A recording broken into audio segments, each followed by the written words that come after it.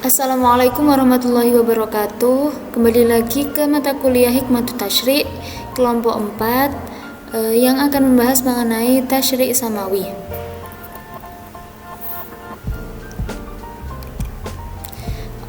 Yang akan dipresentasikan oleh saya sendiri, Alia Lailatul Hamidah, dan teman saya Nur Fitriyatul Aulia. Pembahasan pertama yaitu konsep dari tasyri' itu sendiri. Pengertian tasyri'. Apa itu tasyri'? Tasyri' secara bahasa adalah berasal dari bahasa Arab dalam bentuk masdarnya dari fi'il syara'a yashra'u yang berarti membuat syariah. Atau dapat dilihat di makalahnya sendiri-sendiri, ada di situ mengungkapkan makna-makna berikut. Yang pertama, at-thariqah al-mustaqimah, artinya jalan yang lurus. Terus al-maurid asyaribah, air yang mengalir. Kemudian ada al-udbah yang artinya lekuk liku lembah dan yang lainnya. Kemudian pengertian secara istilah adalah peraturan yang ditetapkan atau diwahyukan oleh Allah kepada Nabi Muhammad SAW untuk manusia yang mencakup 3 bidang. Yang pertama, keyakinan atau yang dikenal dengan ilmu tauhid atau ilmu kalam, ilmu yang membahas mengenai aqaid, mengenai ketuhanan. Kemudian bidang kedua adalah amaliyah yang sering kita sebut sebagai amalah atau hubungan kita kepada manusia lain, hablum minan nas. Dan yang ketiga adalah bidang tasawuf, yaitu akhlak. Jadi tasyri' ini adalah suatu keilmuan yang membicarakan mengenai proses pembentukan hukum Islam. Dengan demikian tasyri' akan menjelaskan bagaimana cara seorang ulama menetapkan suatu ketentuan hukum fikih. Dan lanjut ke dasar hukum. Dasar hukum tasyri' yang pertama dari surat Al-Maidah ayat 48 yang berbunyi, Bismillahirrahmanirrahim, wa likullin ja'alna minkum syir'atan wa minhaja, yang artinya kami berikan aturan dan jalan yang terang. Syir'atan, aturan, wa minhaja, dan jalan yang terang. Kemudian dari surat Al-Jasiyah ayat 18 yang berbunyi, thumma ja'alnaka 'ala syari'atin minal amri fattabi'ha wa la tattabi' ahwa'al ladzina la ya'lamun. Ya, artinya kemudian kami jadikan kamu berada di atas suatu syariat, ala syari'atin minal amri, suatu syariat dari urusan agama itu sendiri. Fattabi'ha, maka ikutilah syariat itu. Wala tattabi' ahwa'al ladzina la ya'lamun, dan janganlah kamu ikuti hawa nafsu orang-orang yang tidak mengetahui. Kemudian lanjut ke surat Asy-Syura ayat 21 yang berbunyi, am lahum syuraka wa syara'u lahum minad dini ma lam ya'dan bihillah. Artinya, apakah mereka mempunyai sembahan-sembahan selain Allah yang mensyariatkan untuk mereka agama yang tidak diizinkan Allah. Ini adalah syara'u lahum. Dan lanjut ke sumber-sumber tasyri'. Dalam pembentukan hukum Islam didapatkan 2 sumber. Yang pertama, tasyri' wad'i. Apa itu tasyri' wad'i? Hukum yang dihasilkan tasyri' wad'i ini dapat berubah-ubah sesuai dengan ruang dan waktu yang tertentu, ruang waktu dan kondisi yang tertentu. Secara jelasnya, tasyri' wad'i ini adalah penetapan hukum yang dilakukan oleh para mujtahid, dan hukum yang dihasilkan itu dapat berubah sewaktu-waktu begitu. Kemudian tasyri' samawi. Tasyri' samawi adalah kumpulan perintah, larangan, petunjuk, dan kaidah-kaidah yang disyariatkan Allah kepada umat manusia melalui perantara Rasul. Jadi di tasyri' samawi ini hukum yang dihasilkan adalah hukum yang pasti, yang qat'i, dan dari ketetapan agama yang bersumber dari Al-Quran dan Hadis yang merupakan sumber utama penetapan hukum. Kemudian lanjut pembahasan ke Al-Quran. Al-Quran secara bahasa mempunyai 4 pendapat. Yang pertama dari pendapatnya Al-Yahyani. Al-Quran berasal dari kata qara'a yang berarti membaca. Kemudian yang kedua Az-Zujaj. Al-Quran berasal dari kata al-qar'u yang berarti menghimpun. Yang ketiga Al-Asy'ari yang berarti Al-Asy'ari, Al-Quran dari kata kerja korona yang berarti menyertakan. Dan yang terakhir adalah dari Al-Farra. Al-Quran berasal dari kata qoro'in yang artinya penguat.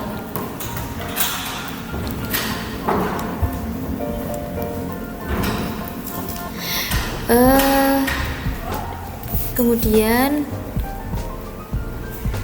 jadi Al-Quran itu apa? Al-Quran adalah kalam Allah. Secara bahasa Arab dituliskan seperti ini. Al-Quran huwa kalamullahi ta'ala al-munazzalu ala Muhammadin sallallahu alaihi wasallam bil lafdil arabi al-manqulu ilaina bitawatur al-maktubu bil masahif al-muta'abbadu bitilawatih al-mabdu'u bil fatihati wal makhtum bi suratin nas. Jadi di sini Al-Quran itu adalah apa? Kalam Allah yang diturunkan kepada Nabi Muhammad, yang lafaz-lafaznya mengandung mukjizat dan membacanya mempunyai nilai ibadah, yang diturunkan secara mutawatir, ditulis di mushaf dan diawali dari surat Al-Fatihah sampai dengan surat An-Nas. Dan lanjut ke kedudukan Al-Quran. Kedudukan Al-Quran ini bersumber dari percakapan Nabi Muhammad dengan Mu'adz bin Jabal. Ketika Mu'adz bin Jabal itu ditanyai oleh Nabi Muhammad mengenai sumber bagaimana kamu menetapkan hukum. Oke, akan saya bacakan. Anna Rasulullah SAW lima arada ayyab'atsa Mu'adz ilal Yaman qala. Ketika Rasulullah hendak mengutus Mu'adz ke Yaman, Rasul itu menanyakan, kaifa taqdi idza aradalaka qada'an laka. Sumber hukum yang digunakan apabila menemui masalah di daerah yang baru itu. Mu'adz menjawab, dia akan berpedoman pada Al-Quran. Qala aqdi bi kitabillah, berpedoman kepada Al-Quran. Kemudian Nabi bertanya lagi, jika tidak bagaimana? Fa illam tajid fi kitabillah qala fa bi sunnati Rasulillah sallallahu alaihi wasallam. Jika tidak menemukan di Al-Quran, maka dia akan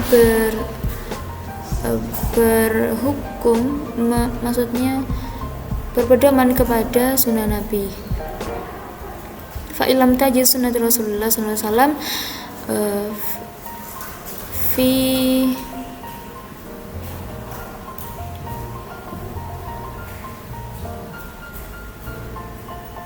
salam wala fi kitabillah, dan juga tidak ada dalam Al-Quran. Qala, dia mengatakan, Mu'adz bin Jabal itu mengatakan, qala ajtahidu ra'yi wala alam. Dia mengatakan, saya akan berijtihad dengan mempergunakan ra'yu, pikiran sendiri, logika, dan saya tidak ceroboh. Begitu.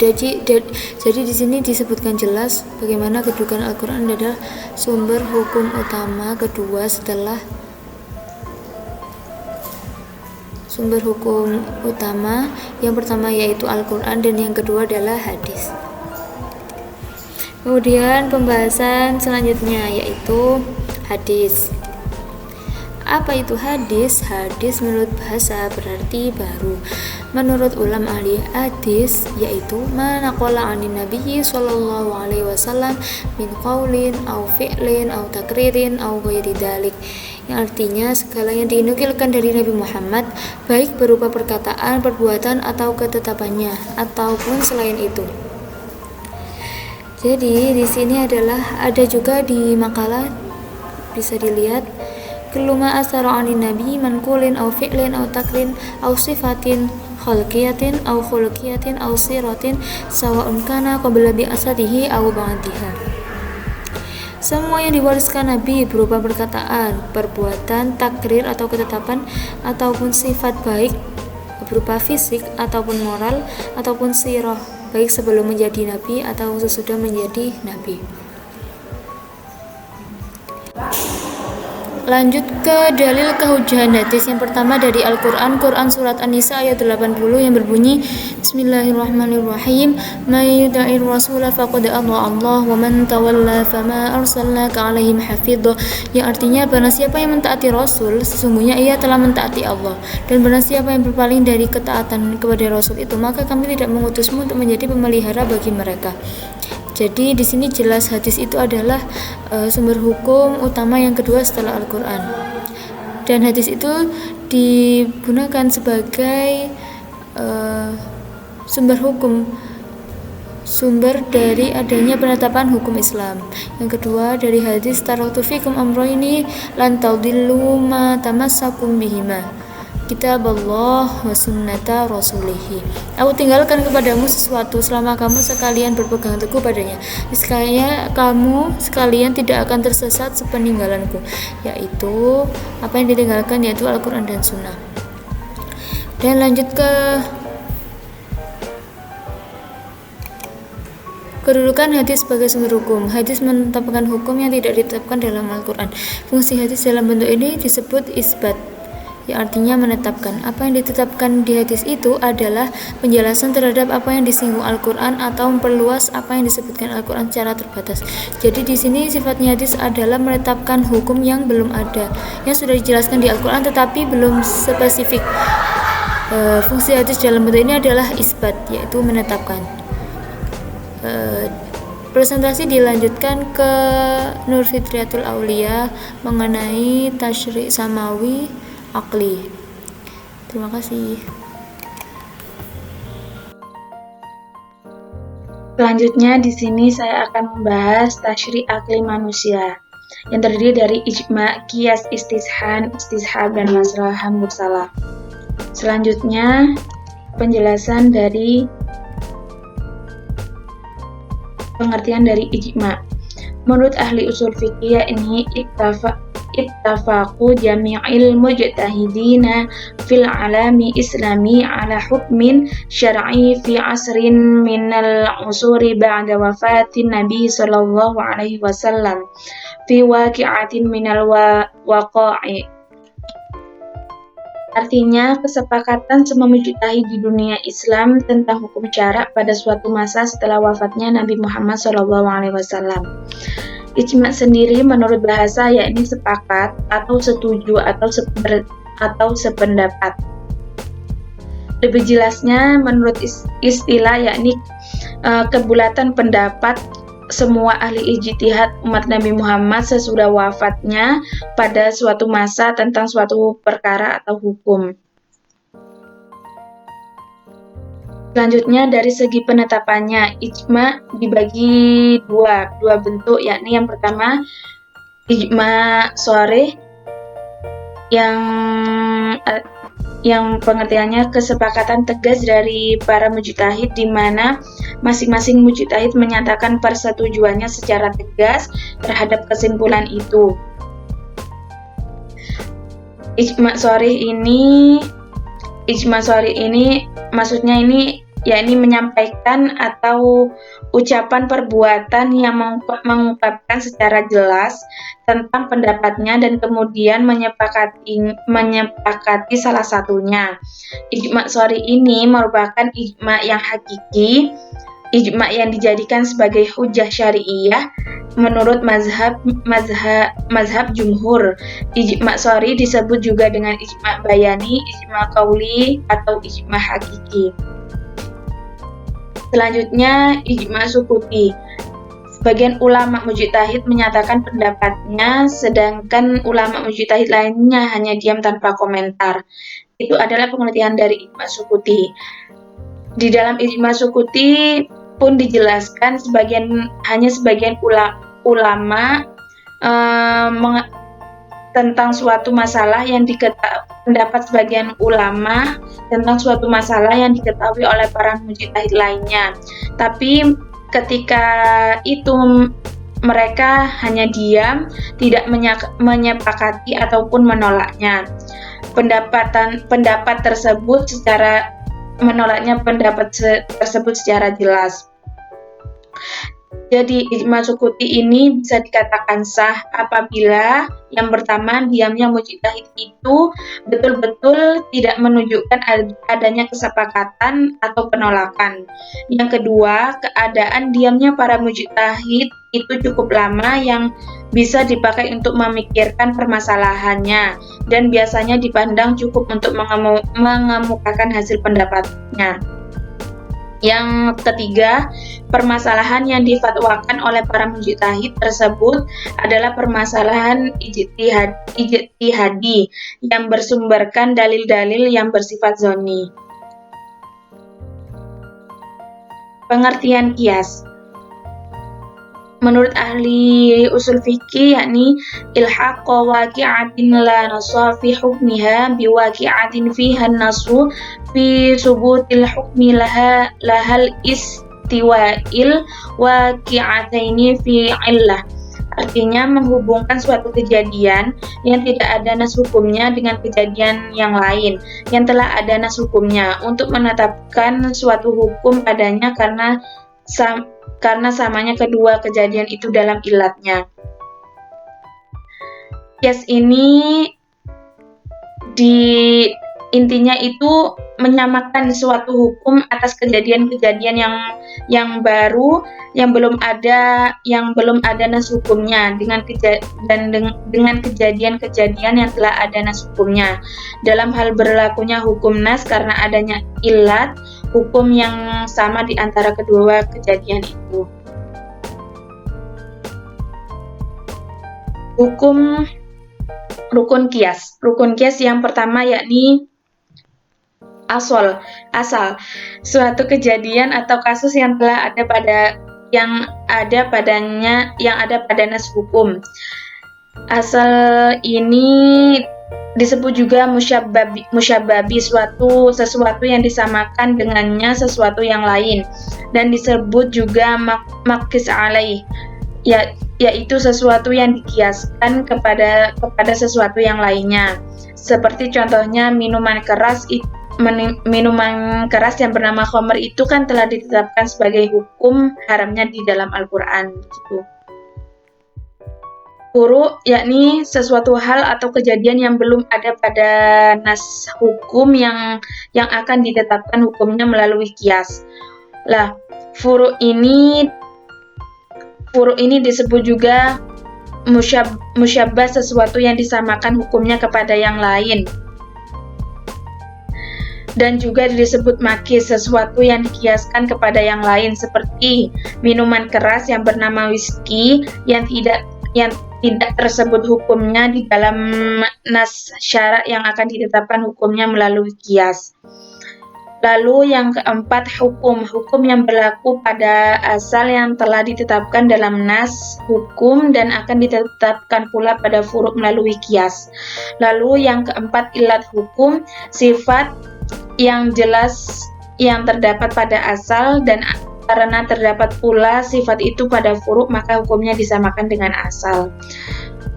Seperti dalam menetapkan sifat-sifat yang memabukkan. Selanjutnya, istihsan. Pengertian istihsan ini secara etimologi mengandung arti mencari yang lebih baik.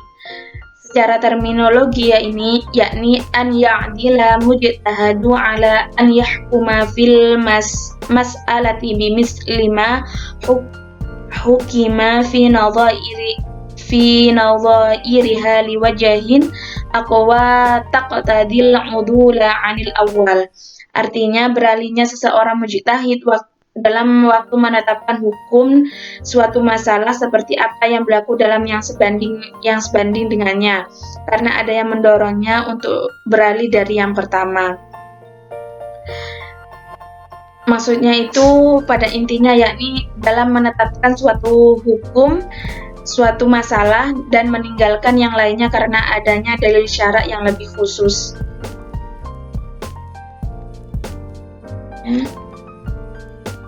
Kedudukan istihsan sebagai dalil hukum syara'.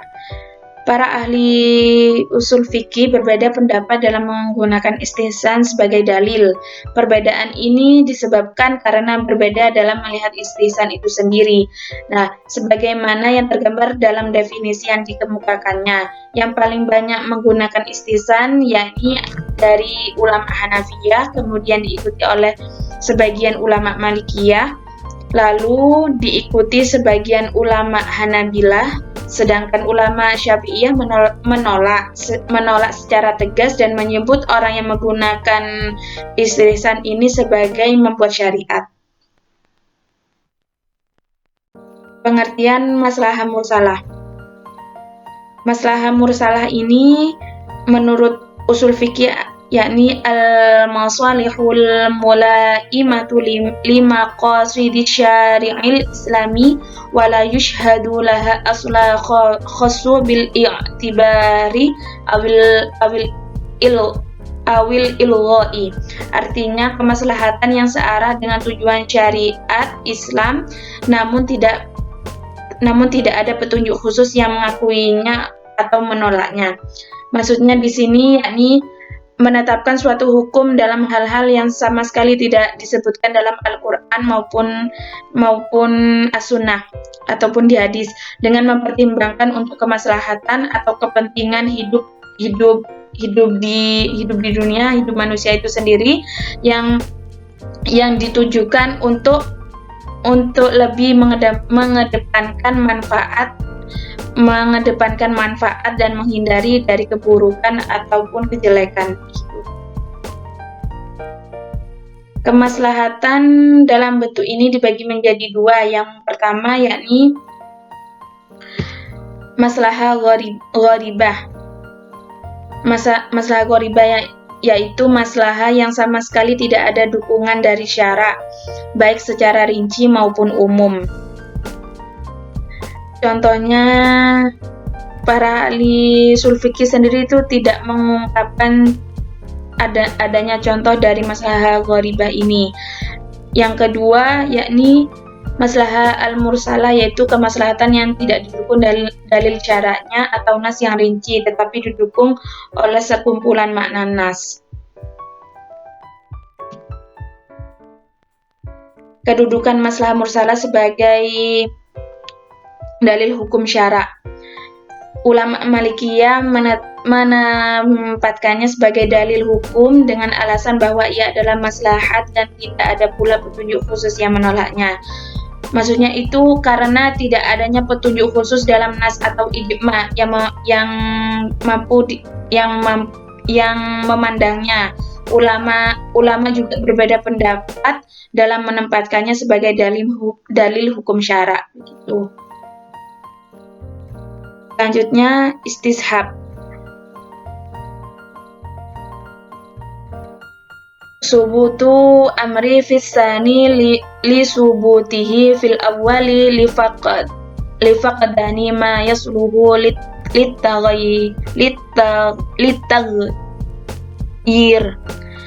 Berlakunya sesuatu pada waktu kedua yang demikian pernah berlaku pada waktu pertama selama tidak ada yang patut untuk mengubahnya. Maksudnya di sini yakni berlakunya suatu hukum yang telah tetap di masa lalu diteruskan sampai yang masa akan datang yang tidak terdapat mampu mengubahnya, sehingga maksudnya itu menetapkan berlakunya suatu hukum yang telah ada sebelum ada dalil atau bukti yang mengubah hukum tersebut. Macam-macam istishab. Yang pertama, istishab al-bara'ah al-asliyah, yakni penjelasan yang dikemukakan oleh Abu Zahroh sama dengan keterangan yang disampaikan Ibnu Qayyim. Contoh dari istishab ini yakni anak kecil yang terbebas dari taklif sampai ia baligh. Lalu yang kedua, istishab yang diakui eksistensinya oleh syara dan akal. Misalnya itu kewajiban seseorang pembeli membayar harga barang sebagai konsekuensi transaksi jual beli sampai ada indikasi kuat bahwa ia telah membayarnya. Intinya itu transaksi jual beli ini termasuk dari istishab. Lalu istishab hukum. Apabila suatu kasus telah ada ketetapan hukumnya baik mubah maupun haram. Ketentuan itu tetap berlaku sampai ada dalil yang melarang atau menghalalkannya. Hukum mubah ini didasarkan di surah Al-Baqarah ayat 29. Lalu yang terakhir istishab sifat, seperti sifat hidup orang hilang. Sifat ini dianggap masih melekat pada orang yang hilang sampai ada indikator atas kematiannya.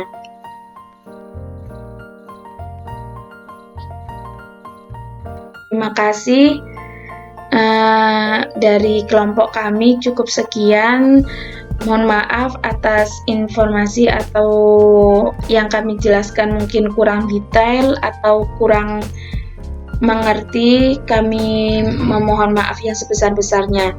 Wassalamualaikum warahmatullahi wabarakatuh.